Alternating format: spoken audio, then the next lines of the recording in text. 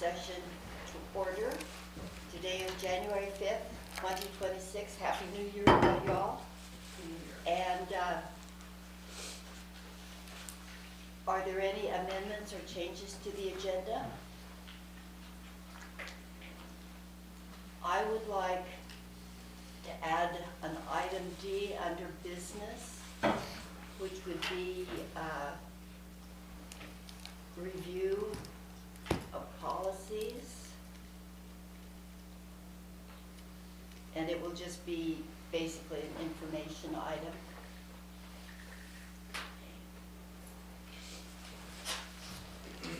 Are there any other changes or amendments to the agenda? And the agenda is adopted as amended. First item under reports will be the facility update. Thank you.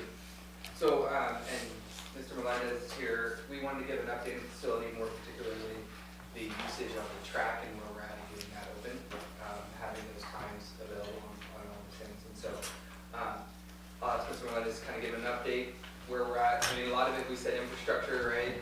Aids, cameras, those things. And so I just wanted to, I asked him here to give us an update. We have one camera installed. We're waiting for hardware for the second one. Hopefully by Friday we have that. The maintenance part of it, and then we'll go through the IT part.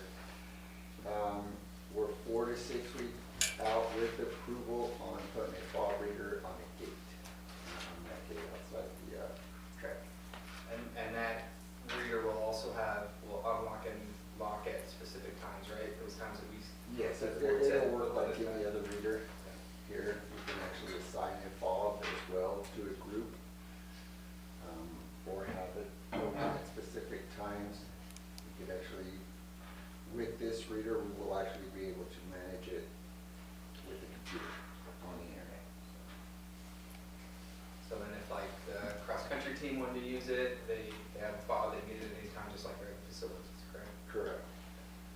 Will all the teachers have access to those fobs, or just the ones All the specific teachers have ones? fobs currently. And it would open that.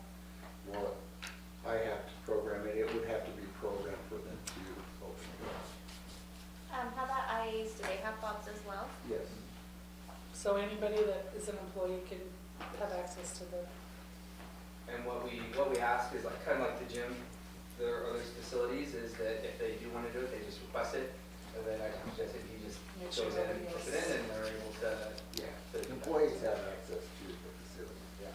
They wanted to use the weight room with the policies one, then the employee plus somebody else.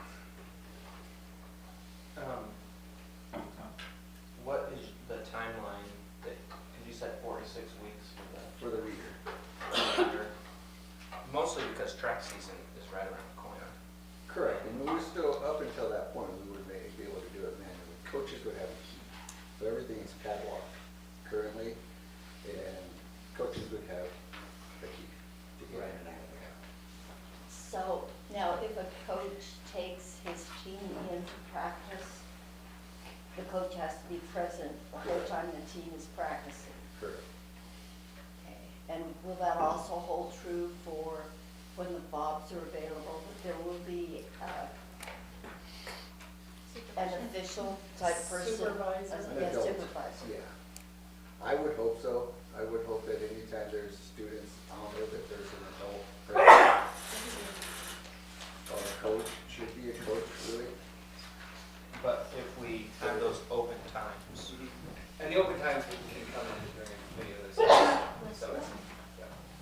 that, I mean, that's been brought up to me multiple times still, like, we have quite a few wrestlers and kids that do cross-country, and they're, really good athletes on the track team that are, even now is time that they want to start training, so, the sooner we can have that available for them on a Friday, Saturday, Sunday, the more they can do that, so, There was Just a on group, their own, you mean? yeah. yeah, there was a group of boys running Thursday. They thought they could come into the gym to train for the weekend tournament. And next thing you know, facilities were closed down, so they were running in the rain, and a few of them caught a cold. Yeah, and gym, I mean, that's kind of the same thing, right? The Yeah. coach has to, there has to be an adult present during those times. Right. To get in, but yeah, that, if it's outside of the area, just for outside, that's the only times we have just open. So, other than that, all indoor facilities. Right. So in the instance that Maribel was talking about, if there had been a coach to let the kids into the gym who would have stayed there watching them run or whatever, that would have been permissible. Yep. So Especially on break. how's it been going so far? As far as keeping people off the turf, Yes. it's a challenge. I mean, we have currently the goalposts that were drilled under the turf from the elementary playground, tossed over the fence, so that. What happened? How So could that they they toss could- them over the fence? There's about 6 or 7 of them that get to an end, and you just toss them over and then put them on the turf. Wait, With I'm like, start over. Not the goalposts, the soccer goals. We So the currently have soccer goals that are goals. out here. No, they smaller versions of them at the playground that are elementary. But they're still pretty big. Oh, well, it takes some effort. You still have to toss them over, and I haven't even checked them, and those are new, and those are probably, when they land, they're not really sturdy and probably break. So. And they're doing that and climbing the fence and playing soccer on the field? Mhm. Even though it says no trespassing. Even though it says no trespassing, And they didn't have a coach or an adult or, no coach. But they've got to climb the fence for that, right? Correct, and they did. Well, Everything is that's passed right. how often does that happen?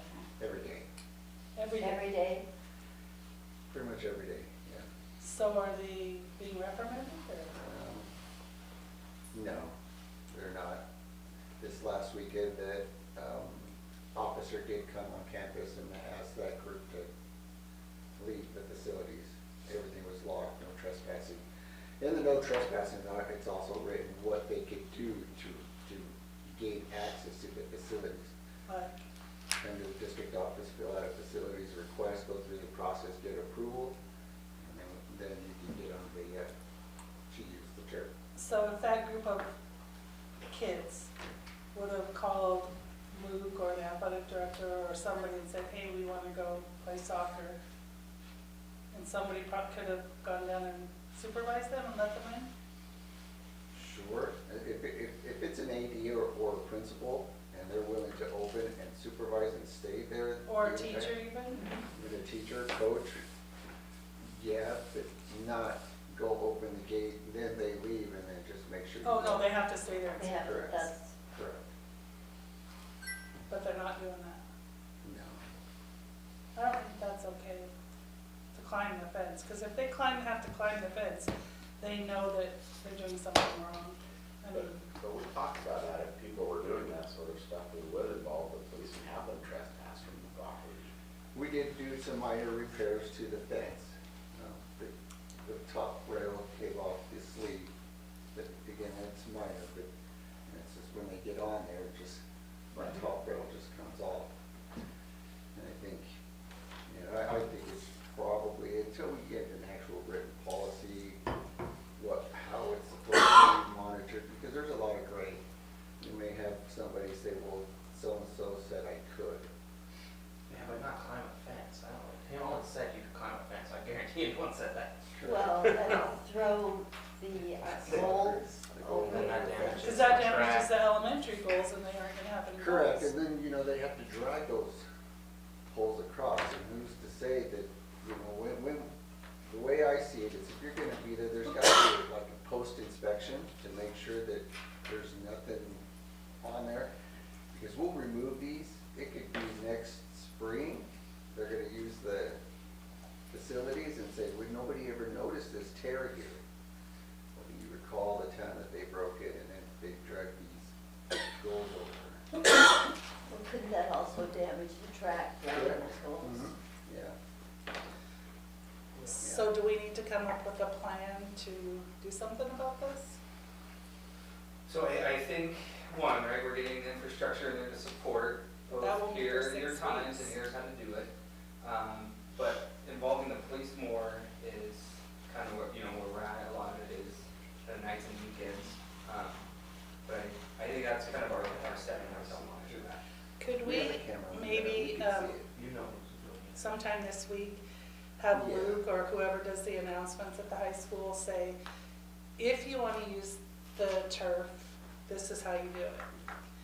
And if you have to climb the fence and don't follow that procedure, the police, you will be arrested for trespassing. I mean, so that way we can say, this is how you do it legally, or whatever. I mean, you know, if you want to play, that's great, that's what it's there for. Get a staff member and go do it. But if you choose to climb the fence and not get a staff member to watch you, then, Well, we want to tell them, we want to support you using the facility. Right. We want to do that, give us an opportunity, right? And let's do it right, and I think that's kind of a big thing. I like that. I mean, it's mostly high school kids. but if we made that announcement so everybody knew, these are ways you can do it. But if you choose to And the climb the policy fence and, that we talked about, never, like leaving it open, never involved using the turf. The turf was always a facilities request. Right. The only thing we had talked about With the track. was the track. And so that, even though we haven't quite got to where our plan was yet, like, that should be made clear. The- but We the got all whole, this grass field. We got lots of Yeah, grass we field. have- It's a beautiful, really beautiful day. Grass is actually green this time of year. Great. but there'll be those kids who say, I didn't know. So if you made an announcement and said, If there's a fence up around, you I can't say I know. didn't If know. I If know. you- If you throw a piece of equipment over the fence, you can't say I didn't know. There's an A-frame with a big, I don't know, 36 by 36, do not enter. Yeah, I just walk right over the top. I think the police should be called when they climb over the fence. And they are monitoring it more, Officer on, whenever he's on, or, that's part of their, During the So- weekends and stuff. So that's the update on facilities. We're really close to having all of those. So you think before track season starts, because track for lots of kids starts mid-February. Well, he said 6 weeks, that So should we be. hopefully, should be able to do that. However, if there's track kids, are we gonna let the track kids go in there without supervision? This is really no different than having the basketball kids go in there without supervision. We don't allow that. You have to be in there with. Yeah, and so that's what I would say, there's a lot of adults that have access to that, and so if they just come, like, Eyewalker is a really good example, or a student is a really good example, like, will ask, hey, can you help me with this? And absolutely, I'll go down there with you. And so, but our track coach can help with that, and so just communicate to an adult, like, they go at this time, you don't support us. yeah, but the plan we put together was that there'll be 4 hours on the weekend open for the community. More than that, yeah. And obviously, we want adults there. But Responsible adults. sure, I think it should be a staff member. I just don't, Well, anybody that, when you fill out a facilities request, there's gonna be said person responsible. Because they can say, okay, you guys pick up all your Gatorade bottles and then we'll go, or whatever, just Well, make sure that they don't. facilities request also asks for insurance information for the person making the request. So, that is another thing to keep in mind. but to be clear, the hours that we talked about for Friday, Saturday, Sunday, right? Yeah. Those were non-facility request hours. Those are open community hours. Once we had kind of the gate and everything to be able to lock it on, yeah. And see who was on there, and if someone was causing problems, Perfect, that's the update we're at. So, and I appreciate Mr. Melendez, Mr. Prince, I mean, just getting the infrastructure out there, getting power to everything, getting, all we need, and so, we're really close. So- Is there power to the 2 cameras? Yeah, We yep, just so don't that's have all it done. anywhere yet. Yeah, The hardware. Just another- You have one Yeah. camera up, but not the other one, is that what you said? We currently can see the field right now with the 2 cameras that are actually on the crow's nest. And these are different cameras at different angles. One's gonna be on the scoreboard, the other one's gonna be closer to the middle school. It's just gonna give us more views. Okay. Cool. And And what about Susie's idea of making an announcement at the high school? Should I that don't know, I think also, that'd be a great idea. Cause I just know some kids will say, well, I didn't know. Yeah. You know what I mean? But they'll that always way, say, I didn't know. Yeah, Should- without offense. that's common sense, And but then when this is finalized, where there is the, Bob's. we're gonna do a community Yes. notice of Yeah. some sort with the signs that we talked Yeah, about. and we have signs being made as well for that communication, and so it'll be, but yeah, good. Us as board members, if we wanted to support the kids, because that's what we're here, you know, we're here volunteering our time to support the kids and what they're wanting to do. Could we, if we're approved volunteers, could we have a fob to supervise and allow the kids to use the track? If you're tied to a program, right, like you are a approved volunteer, and like wrestling would be a good example, right? And Bob says, yes, I'd like you to be a volunteer for a program, here's what I want you to do, and then you have to go through that process, that is absolutely okay. But it's just as a board member, Yeah, just as that important. would not. And then Susie, just to go back and make the announcement to the high school, make the announcement to all the schools. Yeah, Yes. middle school too. But also, I don't know, might be. Well, Because- I think I don't know, it Because is, those again, they'll elementary say, school well, kids are it's just Yeah. high school, big. it didn't say middle school. I Yeah, would make the announcement to all the schools. but you know, at first be really positive and say, if you wanna use it, this is how you do it, this is how you go about it. And then say, if you have to climb the fence, you're not doing it properly. Yes.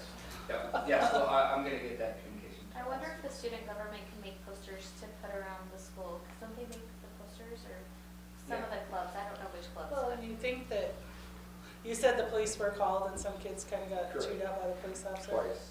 Well, maybe those kids could tell other kids like, hey, don't climb the fence, you'll get in trouble. Go climb it when it's dark outside. Exactly. kidding. But I do know that we're in influx right now with our boys soccer program. We don't really have coaches hired yet, and so I get part of it. So we need to tell them a different avenue of how we can. But isn't there somebody who would go supervise them if they're? Oh, yeah, actually- yep. But they also have the other facilities. that Correct, they use. can actually go to this where the big art goes here, or go to the grass. The old soccer field. And that needs to be made clear to them that that's available. They obviously know that. They I was just gonna want- say they knew when Everybody- they were climbing the Yeah. fence that it was not. And getting the most from there to there. Well, I'm just afraid they ruined it for the elementary if they broke their goals or whatever. Mhm. They're still on the turf. We'll remove them tomorrow. Can you get pictures first and send them to us? I've got pictures already, so I just need to send. Thank you for monitoring. Yeah, thank you, Jesse. Thanks for being here tonight. I appreciate it. Appreciate it a lot. Okay, the next item is the 26-27 district calendar. Perfect. And this is just an update for the board. Usually around December, January time, we have a first draft of the calendar to you guys and get pretty close. One year we adopted it in May and June, right? And so usually this is the time of year when we do adopt it. I want you guys to know that we have a calendar committee put together. Mr. Hanson and Mr. I can't think of his last name right now. Gonzalez? Gonzalez. They're heading that committee, and so they have IAs, teachers, and those things. So they're gonna, on Thursday, they'll have a report out to me and give recommendations on that, and then I'll take it to the unions. And so I'm looking by February to have a finalized calendar for the board with input from all of the stakeholders. And we're, something I've communicated with them, some non-negotiables are we're not gonna reduce the amount of student days. We wanna keep it as consistent as possible this year. And so, but I just want to give you guys an update. And they'll still be on a 4-day week. Yep. There are some districts that do like 3 to 5 years, kind of the longevity of it, and I'd like to see us at least have some consistency for a while to see the fruits of those labors, or 5, 4, 3, anyway. So, any other, yeah. I have a question. So I know we talked about this year, it was, I don't remember how many Fridays, like 3 or 4 or something. Did that change? Has it been a different impact than the year prior? Oh yeah, huge impact. I mean, we were looking at those Fridays at 97, 98% attendance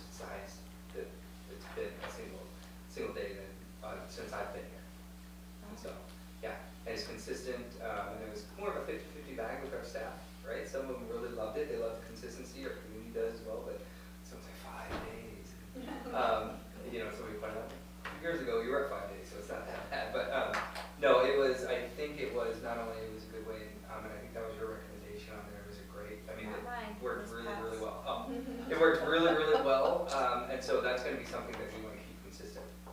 So you think they'll stick to that? Are you talking about having that first month, 5 day weeks and then? Yep. Mhm. And then just No go. Fridays the rest of the year, that's Yeah. good. So, when we first went to 4 day, I think they talked about instead of Fridays doing advisory periods. What happened to that?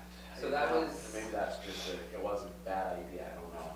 Yeah, I don't think it was a bad idea. We went to straight 4 days and seeing how that kind of works and what we're seeing students, do they need more help, or we're seeing more students not being able to accomplish what they need to. It was in the mix, but it was never this is where the future is, kind of gotcha, so. It seemed to me when I've asked people about it, that it wasn't really written in their contract to do an advisory on that. Like, could you make someone have a contract that says you're gonna be the advisor on Friday? Yeah, all of our contracts, so when, I mean, you guys approved the teacher's contracts, right? You approve the amount of days and hours. And we can't go over that, right? That's kind of our only thing. Right now, we're 176 days, I don't know how many hours. We have room built in there that we can add days for teachers if we would like to. And so, So they're working less than 170? 190, yes, yeah. But again, and then when we did it, that was at an 8-hour day rather than 8.5, which we moved it up to, and so the days and hours are both computed in that. And so if that is something we want to move to the future, we do have leeway in our contracts to be able to add days. Or some advisory on a Friday, Yep. you know? And are we still not looking at the tutorial Fridays for the elementary? Did they have it when you were there? We had kids who were maybe struggling in multiplication or something, and I'd invite 3 or 4 of them on a Friday and work just with those 3 or 4 kids. So that's what I think a lot of kids need, is they need like, hey, I get some one-on-one time or some Small closer group, time, or yeah. small groups with my teacher. It would, I mean. That was the most beneficial thing I think I did as a teacher, was to have those Fridays where I could just have, 5 or 6 at the most kids and just work with them. And that was kind of that, I mean, it's been thrown around of doing that and also having enrichment, right, for those other kids. Yeah. Well, because I don't need help, I don't need anything. Well, if you're doing well, once you come in, we'll do some science, we'll do some enrichment for, so if there's 4 or 5, in most cases, second grade teachers, 4 we can do that, 1 we can do enrichment, they can kind of say, you all need reading. Anyway, that has been something that's been thrown around, like I said, but we haven't really said this is what we're doing, so. Is that something that would have to be negotiated? No, it's like I said, it's part of the days in the contract, as long as we get over that, then we're able to have that in there. And could they be half days? I mean, could they be? It was just like, they would come from 9 to 11 and then they'd get to go have lunch and go home. Yeah. Yeah, and that might change something because if you're looking at, well, anyway, so. Even if you didn't do lunch, you just did it from 8 to 11 and bus to home. You don't have to increase the cost of food or anything, And what I would say on that is that we're gaining a lot of positive momentum, and that'll be part of my report. And as you're kind of tweaking and getting systems better, then you look at adding that on top of. And so that, like I said, I would be more happy to entertain that, bring it up, but I think with a little bit of time, we'll be ready to add that into our system. I think it'd be great. Yeah. And you don't have to do it every Friday. I think we only did it like 2 Fridays a month, or I can't remember, or something. And you get a special invite saying, I want Right. you here, and it's, yeah. And then all the other kids would say, can I come, can I come? Or you could do half teachers one Friday, half teachers another Friday. I mean, there's lots of options where there's resources available for kids that want extra learning Right. or need extra learning. Well, you don't have to remember transportation. Yeah, last time there was no transportation. The kids had to get their own. And that can be a problem for a lot of Yeah. kids. Especially the ones that might need it. And most of them probably will, right? Because the parents work that, Well, the little kids, yeah. the little ones, yeah. So all those ideas, I'd love to kind of add in there, but as we start to tweak our system, we feel like things are going well. Yeah. So that's a calendar update for you guys, for the community, so everybody knows where we're at. So hopefully, like I said, February, we should have probably 4 to 4 that has all of those pieces. I like some of the ideas we brought out here, just good thoughts. We'll move on then to business, if there are no other questions or comments. We'll move on to business area. First item is at-a-glance school profiles. And so you guys have seen this, I mean, okay, for a long time, you guys, this is the at-a-glance profile that the state puts together for schools. It's just a quick reference piece. We do know that, you know, they changed the at-a-glance a little bit this year. But again, this is something we're required, we have it on the website for all parents and everything, but for them to just see how the school is doing. For me, I printed this one out. This is for the regional testing coordinators. They put this together. And so I want to give you guys some context of these at-a-glance profiles. So see this local metrics? So next year we have those 7 areas that we're going to be graded on, right? And we talked about that Senate Bill 141. And our light districts in there we're compared to now. So it really says, okay, if you guys are at regular attenders for the school district at 90%, what does that mean? How is that comparable to like schools? And so, so they actually put this together, and based on our grouping cluster that we will be compared at next year, this is where we would stand as NISA.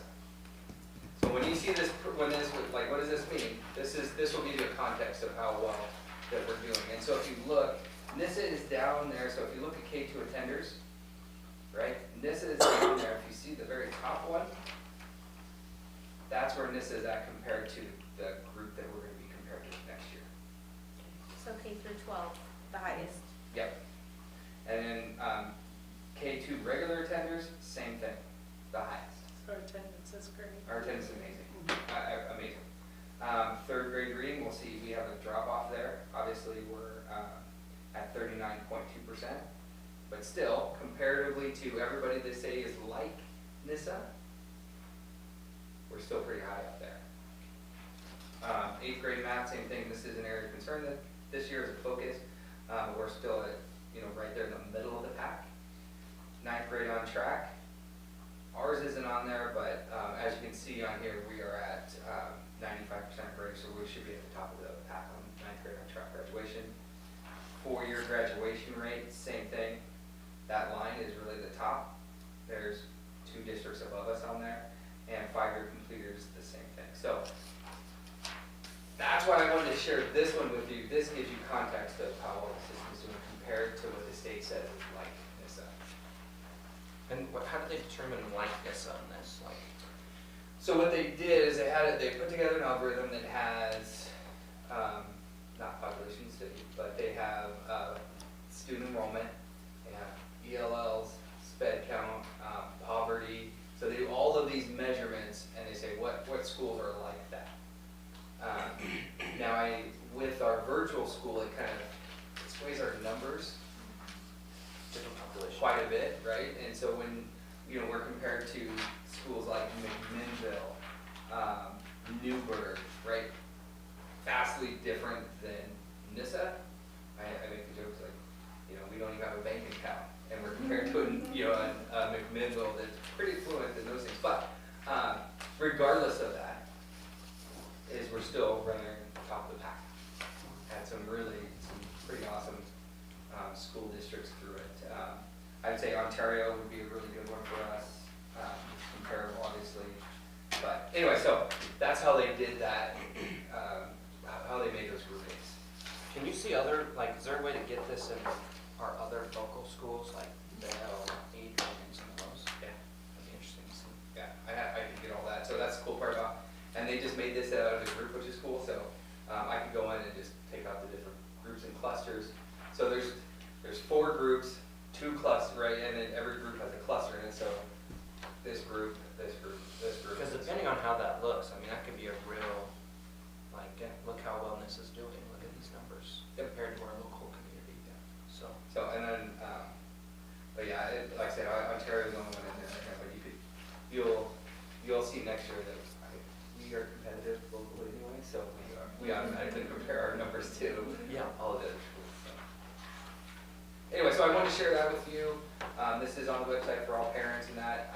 This one, like I said, gives us, I think, better context of what that means, what those numbers mean. I look at something like 38% at third grade language arts, like 38%, but that's something that we're working on, but if you look at it, that's above the pack in a lot of comparable schools for us. Why is the whole state terrible on that? 41% is terrible. Terrible. I agree. It's that new math, if we go back to basics. We're done. Yeah, so, and you'll see that huge drop off happened when we went from OSAS to SBAC, or not, Oaks, right? Oaks to SBAC or OSAS, right, is Oregon was, Every- was the Oregon assessment and knowledge, SBAC skills, is and- the, yeah. And so anyway, so then you saw the numbers just kind of take for all of the state of Oregon. So, But we are up 7% from last year. Oh, yeah. It's a positive. yeah. Fortunately, math. And I will say this, that we met with all of the elementary today, and based on the mid-year assessment, which will be part of my thing, it's a good time now, is we are above the 40th percentile. That's the lowest in the elementary, and that's K through 5. And some of them we have high achieving, high growth. I mean, just extremely proud, and that's in all areas, both in reading and math and Spanish. And so it's, we walked through it today, and it's pretty awesome. It's great to see. So, Any question for Ryan on? perfect.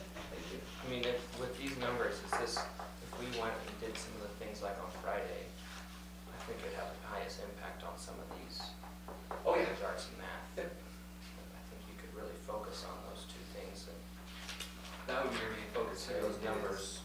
Is reading and math and Yeah. writing on it. But, yeah. So.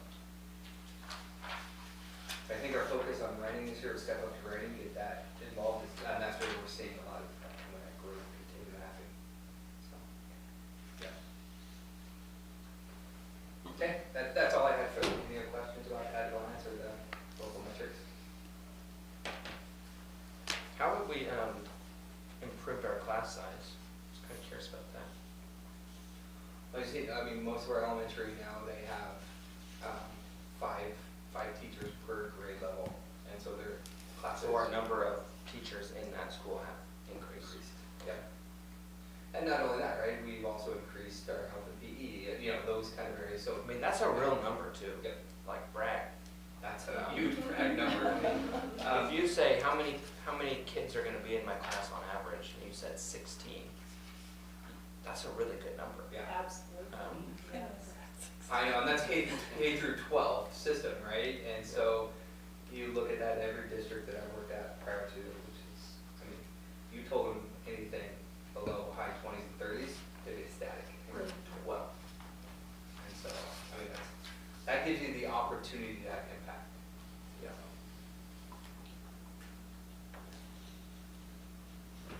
And I think back to the time when I was in grade school, 32 kids. We're half of that. Yeah. 25 to 30 was our normal class size growing up. Yeah, I remember I couldn't even get a Valentine's box that had like 24. I needed to buy 2. Yeah. Yeah. Now you can buy one and give some to other teachers, so there you go. This chart on that next page, Ryan, I'm just looking, Yeah. I'm just curious. Absolutely. Like, we have a pretty, what grade is this, where it says academic success? We have some downward Which one are you terms looking at? there. It's on the second page. In It this says elementary mathematics, school? and It's in this elementary school. this is the elementary school. So you look at. It's just an 8% decrease. We were above the Oregon average last year, now we're below. Any thoughts on that? A couple reasons is they don't do, so, like, if we're going through, they don't track just you, right? And so, if, say, you have a high class and a low class, right, they don't say, it's okay, that we had 3 high classes come in, and we have a lower class that actually we're making up good ground, it'll show that it actually got worse, is actually no. These classes are still performing really high, that one class has taken that number down. Does that make sense? So it's not a, they It's don't just- follow that. It's just interesting to see if there's any causation Yeah. or correlation between some of those numbers. That's, It's a lot of the K through numbers five. I've been, what's that? Yeah. It says K through 5. Yeah, it is. Yeah. So, and well, it's only 3, 4, 5, because that's only people who get assessed on it. And so it's S factor 3, 4, 5. 3, But it- 4, 5. Yeah. But it's a good point, like, one bad class can bring the average down. Why is that class a bad class? Why happened? Yeah. Where did we fail them and how did we fix it? Yeah. Did we fail? Yeah. I shouldn't say where did we. Yeah. And that's exactly, and those things is what we ask, is like, well, why? And when we start to see consistency, so you'll see consistency in like 8th grade math. When we see if that number continually drops, that's a trend at that point, right? And so, but that's what we have to look at longitudinally, the trend, 8th grade math, and that's why it's our focus this year, so. Well, this is, do we ever have these numbers on like a 3-year time frame? Because that would be interesting to compare. Yeah, oh yeah, we have all of these, yeah, so. That might be a nice graph. And that's what we try to do, is like, okay, so if where are the 3rd graders at? Then we look at next year's 4th graders, and the 5th graders, because then we see then we pick Are out they specific. moving up that chart? Yep. No. They're 32%, they better be 33, 34, right? And it's- yeah. Yeah, so maybe a few years of this would. And that's why you'll see a huge jump usually by 11th grade with us, is because 8th grade is the last year that they take their test. And they have 9th and 10th, so there's a couple year gap in there for us to really catch up on the ground, so.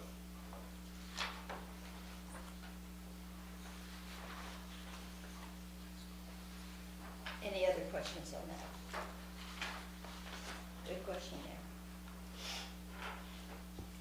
So, we'll move on to the 26, 27 ESD service plan. Yes, Okay. the LSP of the local service plan, as you know, every year in January, we go over this, usually Mr. Redmond comes in, he couldn't make it tonight, but he said he's more than happy to come in if we need to. And, however, I think we can handle it this year, I think we're good enough, we got it. So you'll see the local service plan here, and that's a stapled packet. And as you know, this is the ESD's obligation to serve the districts with those monies, that flow through money that comes through. Some of the biggest highlights he had is that there's no real big change right now. Everything looks like we're just maintaining where we're at. And that's due to fluctuation of, remember, state budget is like, oh, we have this huge shortfall, and then it's not that bad, and then the federal government coming, having their issues with their budget as well. Mark said kind of their best guess right now is everything just kind of maintains where it's at. So the local service plan is built upon the backbone of this year, so you'll see there's no real big changes. Some local highlights, if you go to page 6 of that plan, is that section 2 of it, you will see at the bottom there, the NISA preschool, so all of those things will stay the same. What's it mean pending funding from online students for preschool?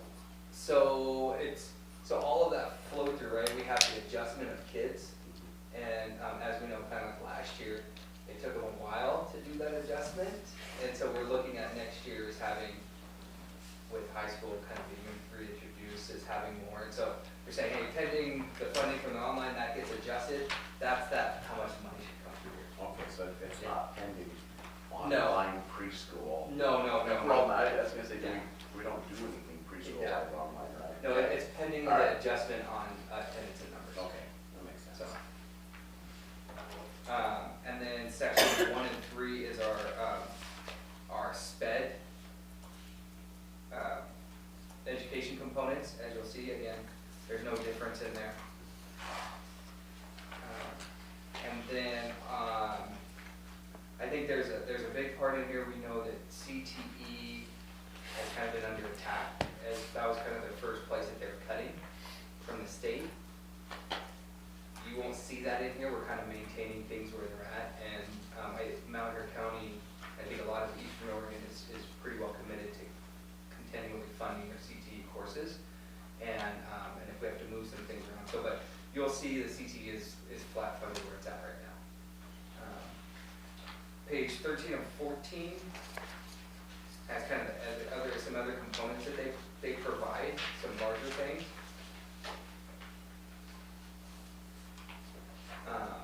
The early learning hub, like in Adrian, Ontario, all these things, obviously it's the LSP for all in Mount Airy County, but other than that, it is exactly what we have this year. So. Is the early childhood classroom here full now? Yeah, I think one of them is, the other one isn't yet, but we're getting there. So, yeah. And do they still have the STEM place for after school, or they? They do the maker space and those Yeah. things, yeah. And we also we opened up a coding class down in the elementary and Lego robotics, obviously, but yeah.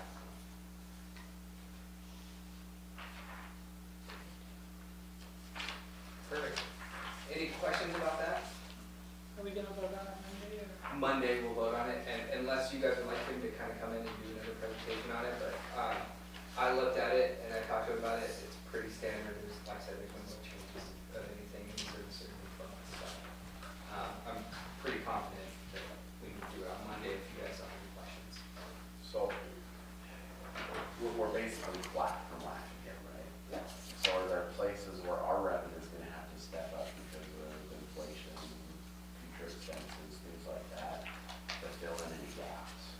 For the LSP there, no, if you see it, because I think this year we're about, I think it was 280 was for our preschools and then 300 on there. Oh, no, I mean any of the programs Yeah. that they support. No, we have committed to, oh gosh, it's the STEM with Nikki Shira and those things. Putting some money towards that with them because that might be cut altogether. Anyway, other than that, there's not like, hey. So that it might be cut? They're looking at a reduction in funding of that, so, yeah. And like I said, But we'll have a report on that before if that happens. yeah. And they came to us, do you remember, Crystal, last spring, with Nikki and Mark and just saying, hey, there might be some issues, and we were saying, And also remember, this is based off the biennium, so this is the second year of the biennium, and the biennium split is, 49-51, so. Okay, so if this was next year and it was staying flat, we would be looking at potential shortfalls in areas. potential, but, yeah, the second year of the biennium at 51%, even though they're guessing 2 years ago, right? I think you'd have to see more of an impact in your second year. Okay. So. Thank you for the reminder about being the second year of the biennium. Yeah. Perfect, that's all I have on the LSP. Okay. Then we'll move on to item C, superintendent's mid-year check-in. And I know that we'll, we have an executive session to do my mid-year check-in, which, if you guys have any questions, I like that. But I wanted to give a progress update, especially an open session to the public to see, like, the state of where our school is in, based on the 4 areas. So I will let you know, I tried to keep this 1 page, but it turned into 3 pages by 1 page. So I apologize on that, 2.5 pages is not enough. So as we reach the midpoint, I'd like to provide an update on the progress related to the four primary goals. And these are the primary goals that we set out in our strategic plan. The first one being the area of learning, the second one communication, the third one facilities, and the fourth one student safety and health. It was actually facilities. It was, I forgot the exact word of it, but anyway. So these are the 4 areas that we looked at based on the strategic plan and the goals that you guys have for me. So I will try not to PowerPoint karaoke. This means like read it out loud word for word because you guys are adults. You can do that, but I want to give you highlights. That's important. There have been significant learning progress made, and I alluded to that earlier with what we're seeing from our maps and our mid-year growth. Our early literacy growth has been particularly strong. ODE wants to highlight us for one of the leading early literacy programs in the state, and so we're meeting with them on Canadian State to do that, which is amazing.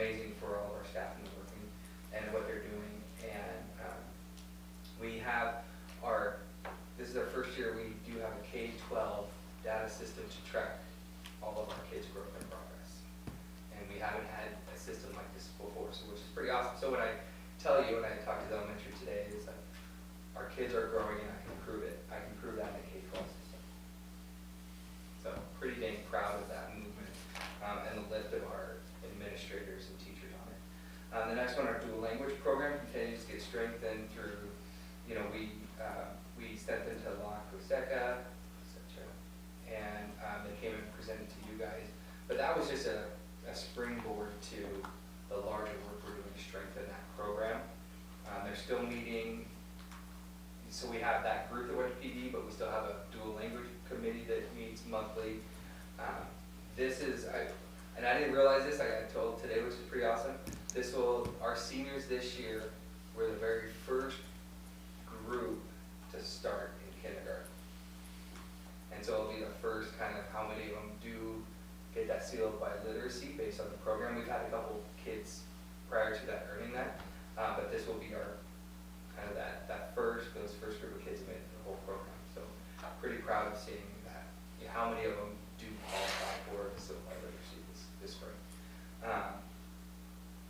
We also have been actively preparing for that accountability shift in 141. Like I said, Oregon Similar District metrics is one of the things. So we've been really working on the whole system, being ready for Senate Bill 141 and the accountability measure on that.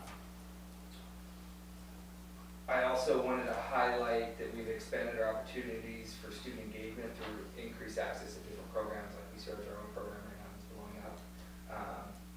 Adding the virtual learning high school, but we've been adding more pathways to help our kids be successful, and that aren't just kind of sports and just those regular things. And so I'm pretty proud of that. The next area in communication, that's been an area that the board has said we need to communicate better, is we've continued to improve, and I would say this, 100% of all of our communication comes out in 2 different languages for our parents in all the platforms, and so we're trying to reach as many people as possible. And if it doesn't come out that way, like, Miguel knows it, right? I mean, we have a mechanism for that, and so we rectify that quickly, but that's just one area, right? And you guys have seen the increase in Facebook traffic we've had. We've also had, and which is pretty awesome, not only we've increased our parent engagement activities at the elementary even more, middle school and high school have been doing our community engagement activities that they've never done before. At Christmas time, we even had our family Christmas thing at the middle school. You didn't make it there, it was actually chocolate pictures, it was pretty cool. But the reason we do that is because we want to connect and communicate better with our families. Internally, administrative coordination has improved. Our district level team has improved, and we say that all administrators are part of our district level administrative team. We've increased our processes and procedures, particularly related to our onboarding, and you'll see here in our facilities, our facility use things, is we have a more clearly defined process and procedure throughout the whole district on multiple things than before. Like, I think this is where it's at, I don't know. We've been working really, really hard to shore that up. Key focus has been ensuring equitable access to information. We have made internal efforts to provide communication in multiple languages. We've had some really good discussions on equitable access to information, what that means. And it doesn't mean, well, I put it out there, or I give it to a kid and let it, like, what does that mean? How are we connecting, communicating? And so I'm hoping that our parents are seeing that and they're feeling that. That's the big measure for me. We also have stronger impacts and ties with local resources like Lifeways, the county. We know like this whole thing with SNAP benefits and those things. Like our ability to surround our kids with the resources we need have never been better. So we're extremely proud of that. Facilities is the third area. Obviously, this has been a landmark year for our facilities. The completion of the new elementary playground, opening of our new turf, major success for our students and community. We've also looked at additional upgrades for improving our security, our ADA enhancements, and campus beautification as far as like the trees and those things. We were putting an effort to like the lights. You know how many comments we've gotten just like people like, that looks amazing. We appreciate just seeing that around town, right? those little That things has been amazing. make a difference. On lights. Isn't it crazy? The Christmas lights? Yeah. They're beautiful. Yeah, But- it's really good. But it's those little things that are making a difference, we're paying attention to making it better. And facilities, and we're currently, looking at our phase 2 of the plan. I actually talked to Nick earlier today, about kind of where we're at with the tennis courts, with the facility, but also we still have, some long-term things with, the auditorium we're still working on maintaining, that getting back up to par, because it's been neglected for so long, it hasn't been used much. The middle school parking lots and just other little things here and there, but it is, our facilities, we have a long-term plan, and we're actually doing a really good job of following that.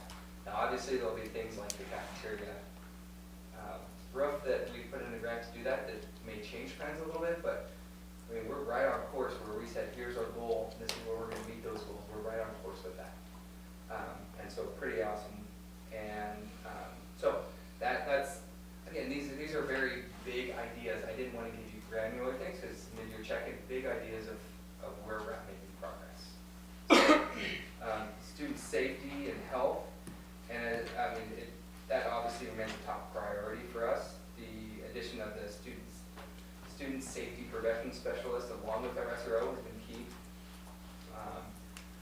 Officer Ong has been an amazing addition to our staff, and part of it, I have to commend the board of, you know, kind of helping, like, we need the SRO, and he's really helped transform 20 miles an hour, what it means right here. And so, Every morning. every Right morning, out. right? Yep. And it makes it even more, especially when it's dark out, is people need to be safe around kids coming, you know, crossing that road and doing it, and like, every morning. But it's just not that, like, he's the one talking to kids out there, and him and Rodriguez are constantly out at homes, and so just keeping kids safe is important. Our what is it, the behavior prevention specialist team, so that's something that we've really solidified K-12 now. We have a consistent response for behavior threats or student safety or anything like that. It's communicated over, we have a great system. We also, we've expanded our counseling supports, our MTSS system we're still working on. And I would say, like, in E3, we're loving it. That's one of a big shift in the way how we respond and how we're communicating in emergencies. And so, pretty proud of that one. I will say that student safety in that is, you look at kind of our PAC meetings and the way that we are changing how we're communicating based on community impacted needs, right? You know, it wasn't even a PAC meeting, said that, you know, with ICE and area and those things, parents needed some resources, so we did 4 or 5 meetings with just parents saying, hey, if you need something, or you know somebody who needs it. And so we're really responsive as a school district to meet the needs of our kids. Well, we think that this is the most important thing, so we're gonna, you know, this is what our community needs now, we're hearing it, we're changing what we do. And so this fall we've really seen how agile our festival system is. Was this the first year that NISA did their own Toys for Tots also? Yep. Yep. Those little things, right, and that was, we've always kind of done Toys for Tots with our migrant thing and kind of finding, you know, kind of a collective. Said, no, we're gonna do it, we're gonna take it over. Like, they spent days coordinating all the toys. It was pretty awesome, because that's what our community needs. So, not toys, just extra resources for support.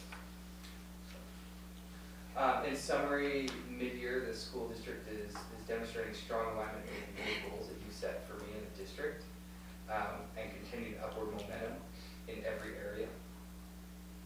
While obviously there's challenges, we have a lot of work to do. Like, not gonna just throw things over the fence. Especially with state and federal requirements continuing to evolve, is that we're positioned extremely well right now to continue to thrive and get better. Like I said, every measure, it shows where we're headed.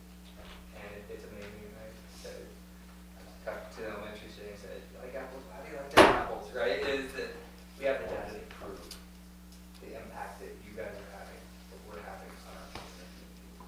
And so, overall, there's just a strong sense of momentum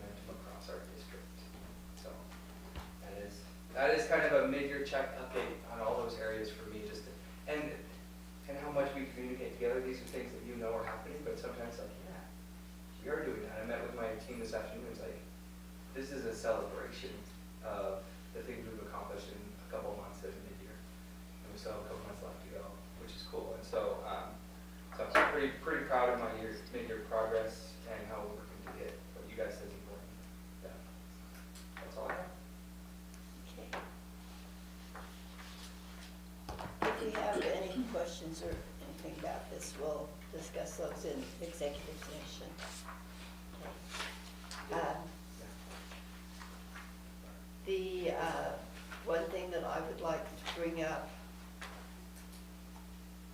the item that I added, we need to review our policies. We have policies A through L, and I was perusing them. There are several that have not been looked at or updated or revised in 4, 5, 6 years. And we need to be more effective at doing that. So what I would like to ask is, the policies that are A and B deal with board governance. If we could, if our board could look at those, go through them, and next month during our work session, we'll begin to discuss those. For one thing, it'd be a good review for us, but for another thing, it would be a good starting point. As I said, some of those haven't been reviewed since, I saw one day, 2016. And that's quite a few years ago. Things have changed. So, okay. Any comments, questions on that? And hopefully we'll get through everything A through L in a year. Is there anything in particular that's on your mind we should be looking at, considering? One thing I think we should do is because policies in the groups A and B refer to board governance, and that is us, we should really look at those and review them, because there are some things that we might not want in there or whatever. The other thing that I would suggest that we look at relatively soon would be our public policy K, the K policies, K and L, which deal with how the public can contact us or lodge a complaint or, you know, file a concern. Didn't we go over those last year? We did slightly, Okay. but it's just, you know, let's take another look. In part because we have the ethics committee who have put out some things, and also because of our public meeting laws. So just, you know, for that reason, but anyway, I think that going through policies, just reading through that section of policies in A and B would be relevant for all of us. Can Megan give us a hard copy of those? Yeah, and we had a plan to go over all policies anyway, right? To do a big policy review with everybody, and I think when Warnock is kind of set up that we take in small chunks, like just A or B. A and B are the smallest for you, and but I mean, by the end of the year, I'd like to have us go through every single policy and Megan's doing a good job of reviewing those things. But we will get them all printed out for you to do. I can even make you a You'll email them to us? I also have to make If sure you want a podcasts. hard copy, let me know. If you don't, that would be great. I mean, I would it like a hard eventually copy. gets to be like this if I do them all for everybody. Email's So, good. okay. Email's better for me. Oh, okay. So, I'll have printed by you. I'd like a hard copy simply because I like to underline. my partner uses the printer oh yeah. at home and things happen. Yes. Perfect. I Are there any other questions? Okay, if not, I would like to recess into executive session per ORS 192.610, Section 2, subsection I, to review and evaluate the employment-related performance of the chief executive officer of any public body, a public officer, employee, or staff member who does not request an open hearing. And this will give us a chance to go over